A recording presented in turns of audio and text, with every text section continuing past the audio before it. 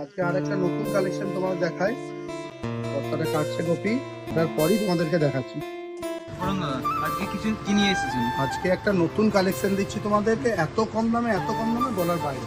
Bedsheet with pillow, MRP আছে 799, কিন্তু আজকে স্পেশাল অফারে 250 অনলি। প্রিন্টগুলো তো আজ তোমাদের কিছু দেখিয়ে দিচ্ছি।